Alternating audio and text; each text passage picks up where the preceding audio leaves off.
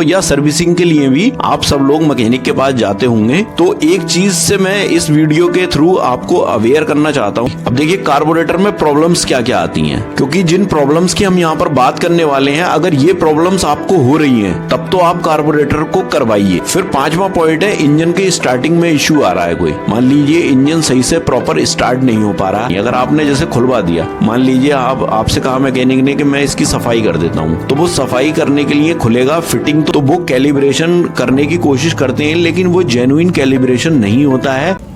दोस्तों आप देख रहे हैं मेरा YouTube चैनल ऑलराउंडर रामपुरी। तो अपने इस चैनल पर मैं कुछ जेन्युइन और इंफॉर्मेटिव वीडियोस डालता हूं जो कंबाइन हार्वेस्टर, कार, ट्रैक्टर और मोटरसाइकिल से रिलेटेड होती हैं। तो फ्रेंड्स, अगर आपको मेरी वीडियो पसंद आती हैं तो चैनल को सब्सक्राइब कर देना। आइए वीडियो शुरू करते हैं।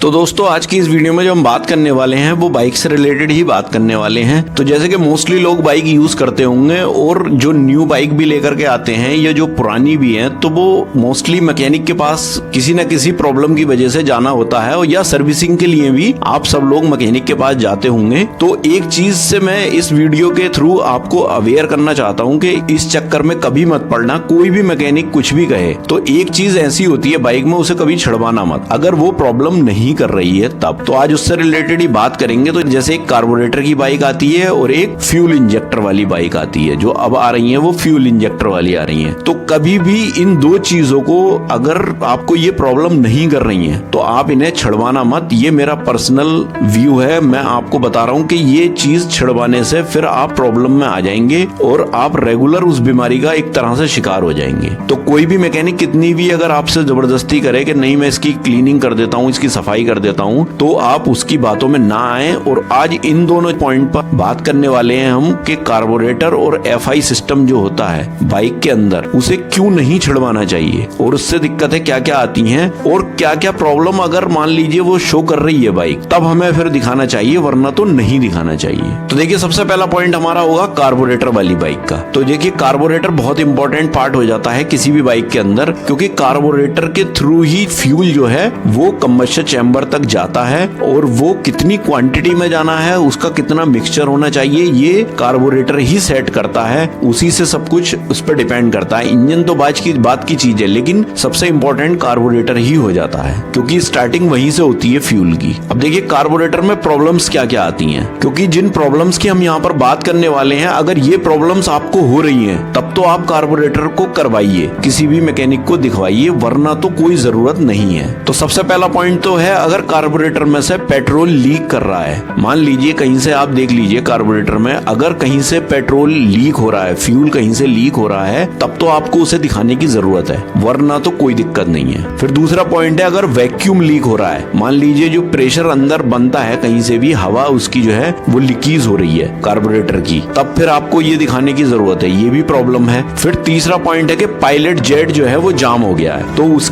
उससे भी प्रॉब्लम होती है, तो उसे भी दिखाने की जरूरत है। अगर वो इस तरह की कोई दिक्कत आई है तो भी दिखाने की जरूरत पड़ती है। और चौथा पॉइंट है, अगर फ्यूल का और एयर का जो मिक्सचर इंजन तक जाता है, कंबशन चैम्बर तक जाता है, तो वो अगर मिक्सचर अगर सही नहीं है, उसका जो रेशियो है अगर वो सही नहीं है, गाड़ी कुछ गड़बड़ कर रही है, जैसे कि धुआं दे रही है या बंद हो रही है स्लो में, या इस तरह का कोई दिक्कत कर रहा है, तब तो फिर दिक्कत है उसमें कुछ ना कुछ, अगर मिक्सचर उसका सही नहीं हो रहा है। वैसे अगर स्लो में नॉर्मली बंद हो रही है तो स्लो के लिए सेट करने के कुछ उसके अंदर बाहर से ही पेच आते हैं, वहां से तो करा ही सकते हो, उसमें कोई दिक्कत नहीं है। लेकिन खुलवाना तो आपको तभी पड़ेगा जब उसका एयर का और फ्यूल का मिक्सचर कुछ गड़बड़ कर रहा है। फिर पांचवा पॉइंट है, इंजन के स्टार्टिंग में इश्यू आ रहा है कोई, मान लीजिए इंजन सही से प्रॉपर स्टार्ट नहीं हो पा रहा, तो अगर ऐसी कोई दिक्कत आ रही है तब तो आपको खुलवाना चाहिए कार्बोरेटर। फिर छठा पॉइंट है कि इंजन स्टार्ट होते ही फौरन बंद हो जा रहा है, एक बार स्टार्ट होता है थोड़ा सा और फिर वो बंद हो जाता है, तो ये अगर इश्यू आ रहा है उसमें स्टार्टिंग में, तो फिर आपको ये भी दिखाने की जरूरत है, ये भी प्रॉब्लम है फिर कार्बोरेटर कार्बोरेटर की। फिर सातवां जो पॉइंट है वो पावर एंड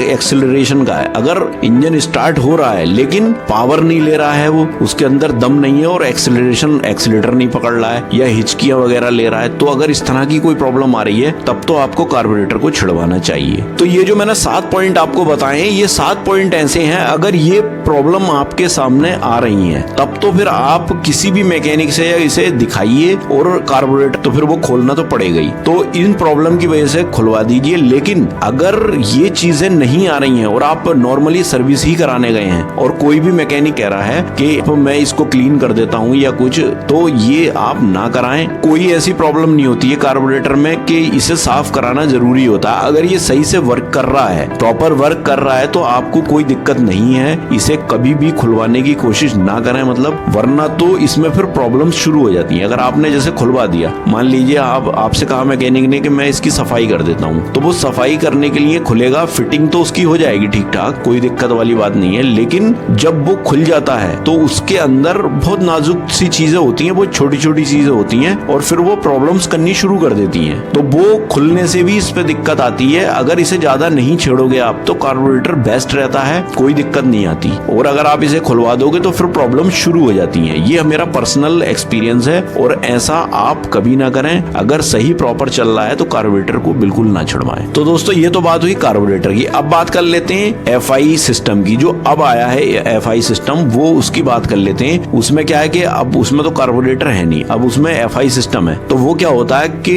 एक ECU लगा हुआ होता है, उससे ही सारा कंट्रोल होता है वो सिस्टम। तो देखिए मोस्टली लोग क्या कर देते हैं, बहुत से मैकेनिक हैं ऐसे कि कुछ भी अपना एक सॉफ्टवेयर लगा करके उसमें जो है कुछ कर देते हैं कि मैं इससे ये सेट कर दूंगा या इसका ये कर दूंगा। तो वो कैलिब्रेशन करने की कोशिश करते हैं, लेकिन वो जेन्युइन कैलिब्रेशन नहीं होता है। वो कभी कभी उसे रेस्टोर भी कर देते हैं। अगर उसे रीस्टोर कर दिया उन्होंने तो वो रीस्टोर में प्रॉब्लम आ जाती है। FI सिस्टम भी अपना काम करना गड़बड़ कर देता है। तो इस सिस्टम को कभी ना छिड़वाएं। अगर ऑथराइज सर्विस सेंटर के अंदर आप हैं तो फिर FI सिस्टम को आप करा सकते हो, लेकिन जरूरत नहीं है। अगर वो वर्क कर रहा है ठीक ठाक तो सर्विस में नहीं छिड़वाएं किसी से भी। FI सिस्टम बहुत टेक्निकली है क्योंकि उसके अंदर मैकेनिकल सिस्टम तो है नहीं, सारा इलेक्ट्रिकल सिस्टम उसमें कर दिया, चिप्स लगी हुई हैं उसके अंदर। तो ये सब चीजें जो हैं बड़ी नाजुक होती हैं। अगर उसमें आपने उसे कनेक्ट करा दिया तो फिर प्रॉब्लम उसमें आ जाएगी। और क्योंकि ऑथेंटिक जेन्युइन सॉफ्टवेयर तो होते नहीं है और इतना जानते भी नहीं है, क्योंकि सेंसर्स में एरर आ जाता है। क्योंकि स्कैनर से अगर उसमें छेड़छाड़ हो गई तो फिर सेंसर सही से वर्क नहीं करेंगे। ऑथराइज सर्विस सेंटर के अंदर वो अगर कहते हैं वो करने की अगर कर रहे हैं तो उन्हें करने दीजिए, उनसे कोई दिक्कत नहीं है। लेकिन बाहर जो